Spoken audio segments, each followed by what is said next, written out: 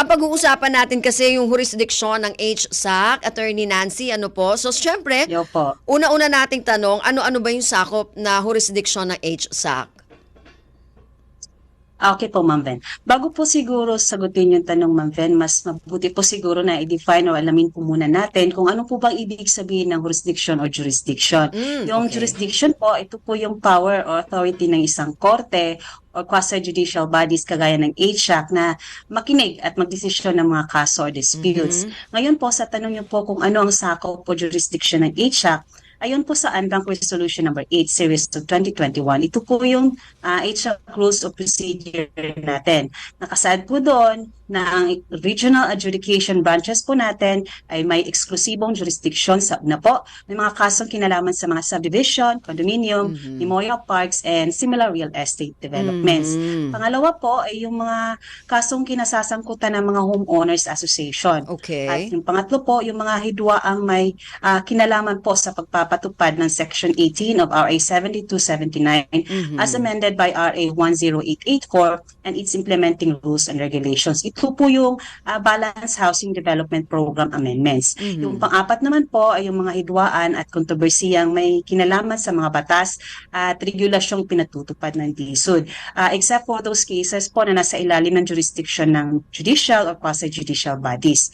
Ngayon naman po, kung hindi satisfied si losing party sa decision ni regional adjudicator, pwede po siyang mag-apela kasi yung commission po natin ay may exclusive appellate jurisdiction sa una sa lahat ng kasong napagdesisyon na ng mga regional adjudicators at si commission din po ang may exclusive appellate jurisdiction sa mga appeal sa mga decision ng local and regional planning and zoning bodies po. Okay. Nako, medyo malawak din pala, no, attorney?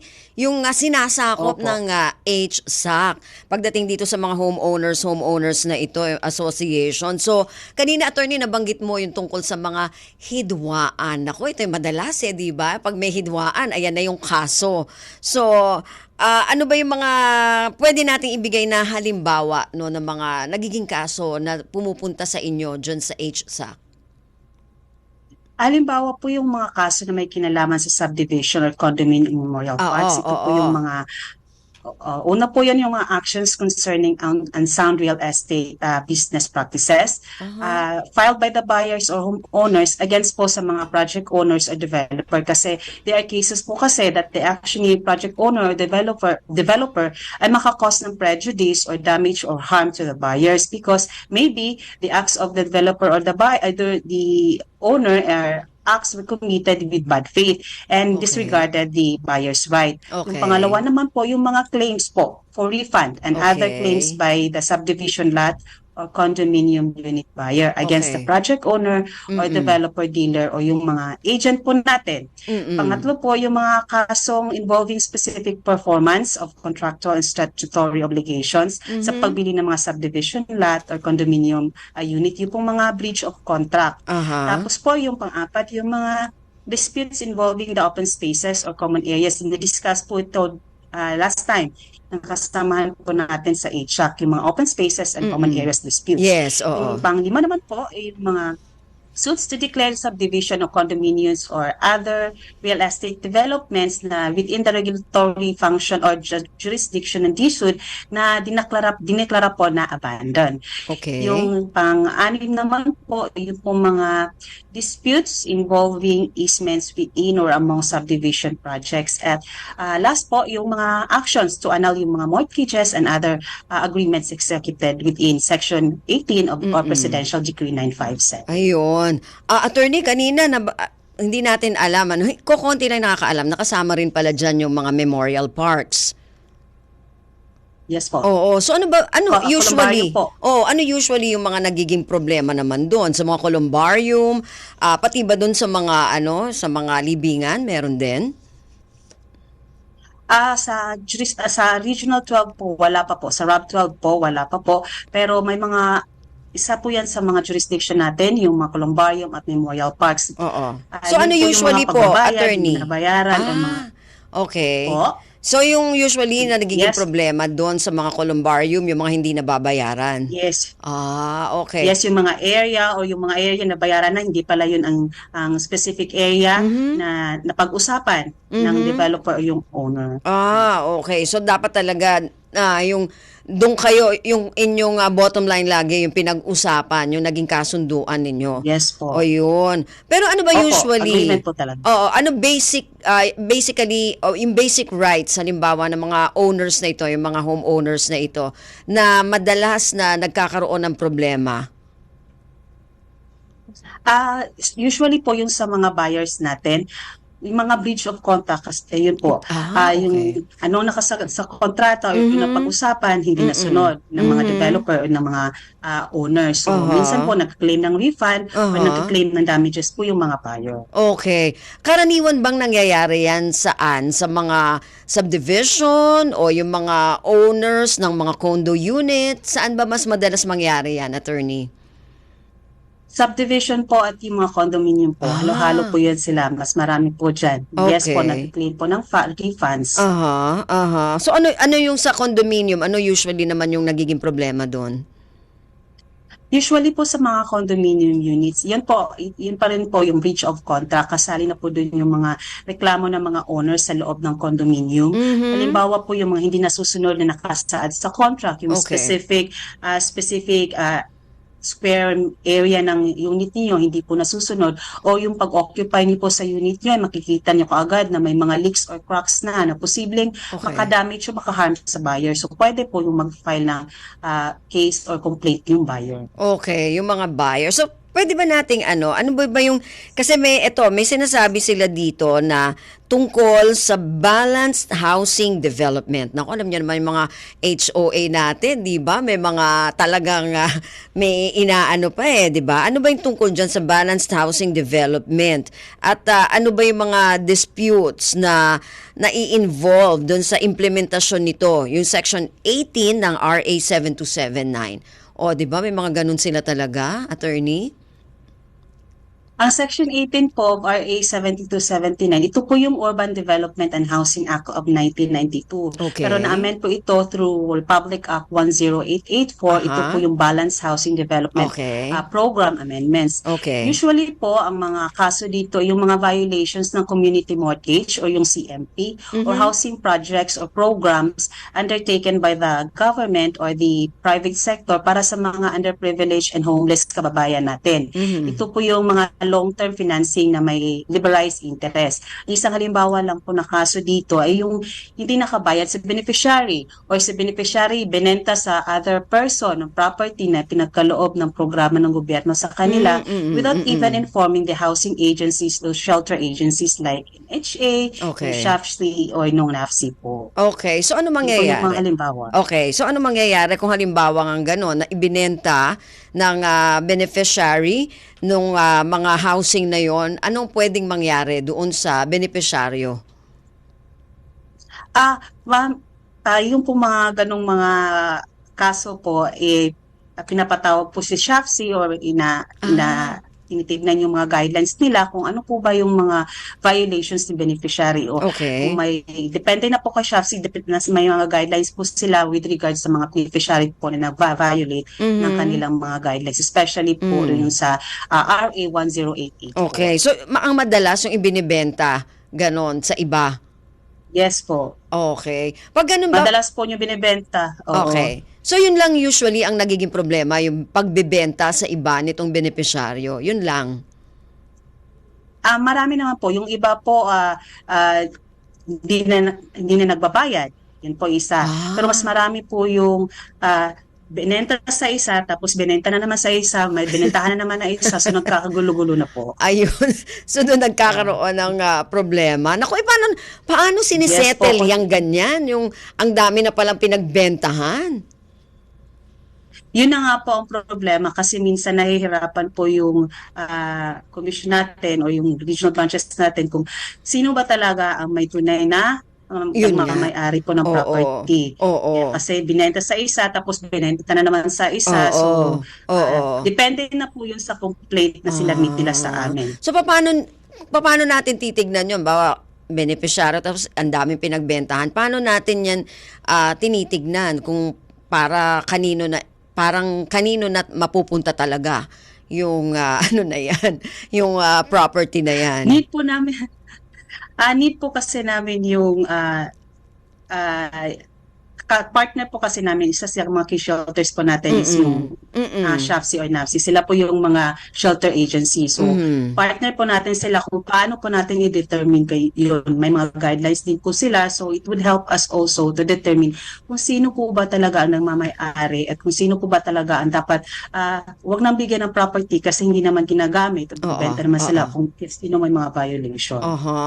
Ganon. So, nagpapatulong po tayo sa mga guidelines sa mga SHAFC and mga other shelter agencies. Oo, kasi marami talagang nagiging ganung problema, di ba, attorney?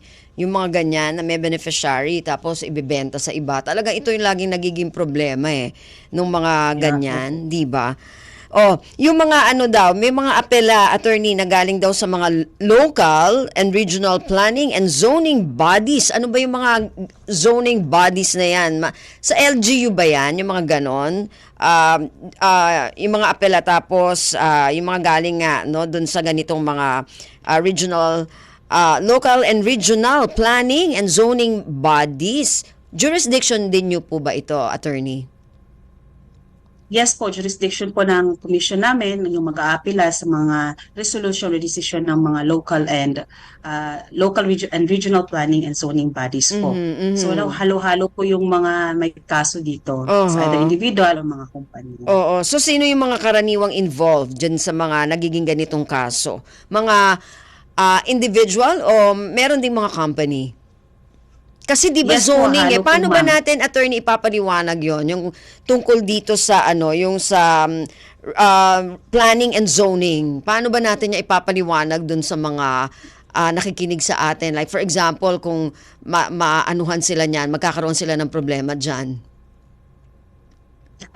Yung sa tanong niyo po kung sino yung involved, halo po. It's either individual o may mga kumpanya din po. Okay. Merong mga involved po sa ganitong kaso. Karaniwan po dito ay hindi na nag-grant o na-deny yung request nila from LGU kasi in violation sa zoning ordinance ng isang municipality or region. Halimbawa po, yung mga violation ng occasional clearances ng municipalities and cities na walang comprehensive land use plan or certificates of zoning compliance. Kung na-deny po yung request nila for permit, maglalabas po ng resolution ang LGU niyan. And from that resolution ng LGU, pwede po silang mag-appeal sa commission dahil ang commission po natin ang may exclusive appellate jurisdiction ito. Halimbawa po, Ma'am Ven, yung mga nagpapatayo ng mga poultry house, example lang, sa mga residential areas. Tapos may mga resolution or ordinance ng LGU. Tapos pag hingin nyo ng permit, na-deny yung permit ninyo kasi in violation sa ordinance ng isang city or municipality. Kung hindi kayo satisfied sa mga resolution ng LGU, nag-request po mag-appeal po sila sa commission po natin. Pwede po sila mag-appeal doon. Okay, pero kasi 'di ba minsan yung mga ganon, katulad no, may halimbawa yung LGU may batas na hindi pwede yung ganito na igawan ng kumare mga poultry ganyan, hindi pwede, merong certain space na dapat ganito. So hindi na nila pwedeng i-apela 'yon. Tama ba, attorney? Kung yun ay may batas doon sa LGU? Yun po sabi po kanina, yung resolution from the LGU, pwede po nilang i-apela sa ating commission. Ng commission po natin. So kahit may sila po batas? Yes po. Kasi like for us, example sa atin, sinabihan tayo na may violation. Pero tingin naman natin na hindi naman na-violate. Okay. May rights pa din ako. So gusto ko mag-apela. Okay. The same way po doon sa mga request ng permit tapos hindi sila satisfied sa resolution ng LGU or sa decision ng LGU, so they can file an appeal because the commission po has an exclusive appellate jurisdiction on these cases. Ayun, naintindihan ko kasi akala ko kung anong resolution lang yon. So dapat kunwari may batas ng ganon tapos naglagay ka ng ganitong bagay dun sa yung backyard pero hindi naman may dahilan ka parang ganon na maglagay ka ng mga ganon. Pwede pa rin i-apela. Pwedeng i-apela po. Kung sa tingin nyo na kayo ang tama. Okay. So, wala ka namang ginawang mali except yung ano na yun, no, naglagay ka lang ng ganon. O, pwede rin, ano. Kala ko kasi pag batas, pag sinabing, oh, hindi ka pwedeng maglagay ng kung ano dyan, wala nang apela. So, ang HSAC pwedeng puntahan para mag-apela.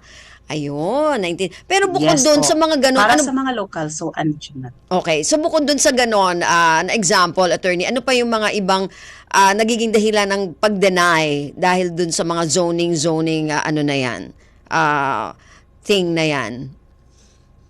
Yung pong sabi po kanina, no, wala pong mga comprehensive land use plan or certificates from the zoning compliance.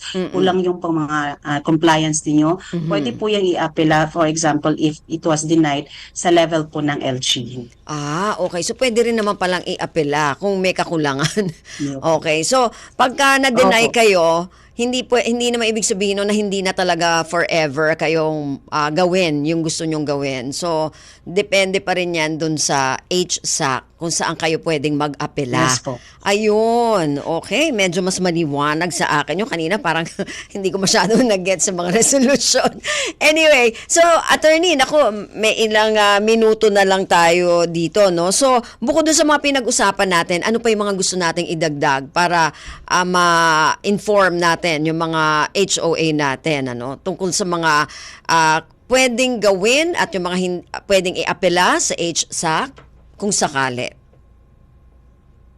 Yun po sa mga HOA natin, marami po kasi mga controversies dun sa HOA po natin. Mas marami po yung mga controversies sa mga homeowners association natin. Oo, Kagaya po oo. ng mga controversies involving registration and regulation of OWAS. Example din po yung mga intra-association disputes, yung mga na-deprive yung mga homeowners natin of their rights to avail ng mga enjoy basic community services. Nagbabayad naman sila ng annual Yes, dues or mga charges pero hindi sila naka-enjoy o naka-avail ng mga community services. And yung pong hindi ang mga homeowners na nagbabayad pero ayaw po ng mga board of directors o yung mga officers nila na bigyan sila ng right or exercise the right to inspect the association books and records. And marami po pong mga kaso about sa mga HOAs natin na discuss na po previously. Yes. So the HOAs po can also file sa kung saan pong regional adjudication branch Yes. sila nagpa-register.